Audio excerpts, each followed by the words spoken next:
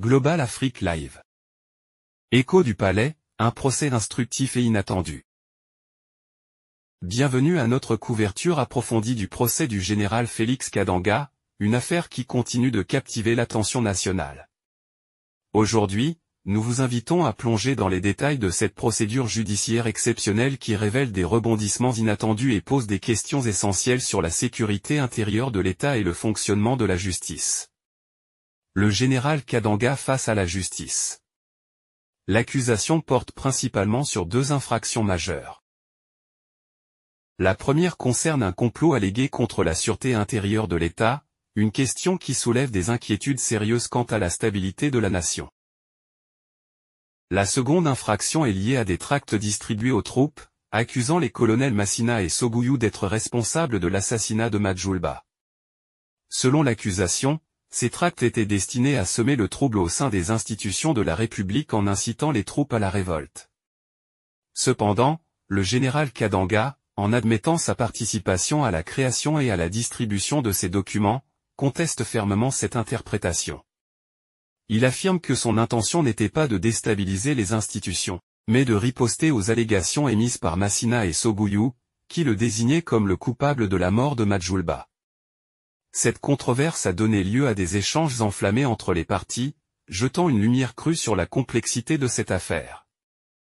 La défense des colonels Atekpebou. Le procès ne s'est pas limité à l'affaire du général Kadanga.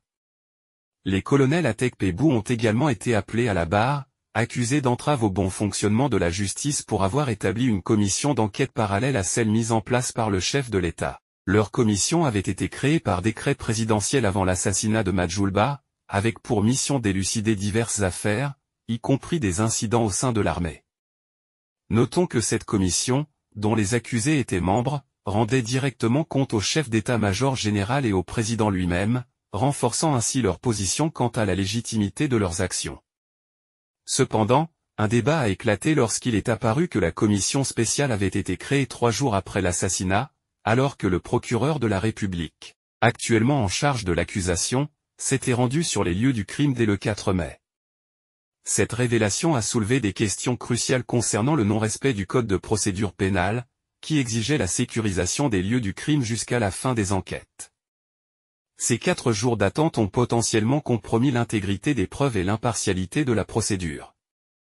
Les avocats de la défense ont souligné cette contradiction, interrogeant ainsi la crédibilité du procureur qui poursuit désormais d'autres individus pour entrave à la justice. Une question pertinente s'est posée, peut-on être victime de ses propres turpitudes? Le chauffeur de Madjoulba sanguine à la barre. L'audience a également été marquée par une touche d'humour inattendue lorsque le chauffeur de Madjoulba sanguine a été appelé à la barre. Ces déclarations ont suscité l'ire du général Kadanga.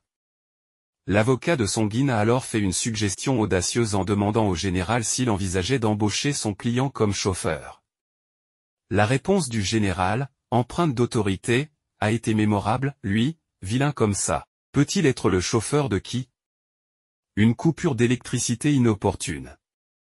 Malheureusement, l'audience a été brusquement interrompue par une coupure d'électricité, empêchant la poursuite du procès.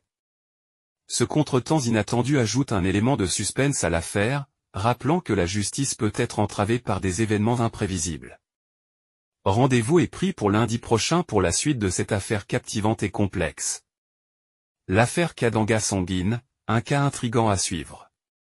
Cette affaire continue de tenir le pays en haleine, révélant des éléments de surprise et des zones d'ombre. Le procès du général Kadanga, les débats sur les actions des colonels Atekpebou, et même l'interlude humoristique avec le chauffeur de Madjoulba sanguine sont autant de facettes d'une saga judiciaire riche en rebondissements. Restez à l'écoute pour de nouvelles révélations et développements inattendus. La justice continue d'explorer les méandres de cette intrigue fascinante. Une chose est certaine, l'affaire Kadanga sanguine n'a pas fini de livrer ses secrets, et les semaines à venir promettent de tenir le pays en haleine. Nous vous donnons rendez-vous pour la prochaine audience, et nous espérons que vous serez à nos côtés pour suivre cette affaire passionnante jusqu'à son dénouement. N'hésitez pas à aimer, partager, et commenter pour contribuer à la diffusion de l'information.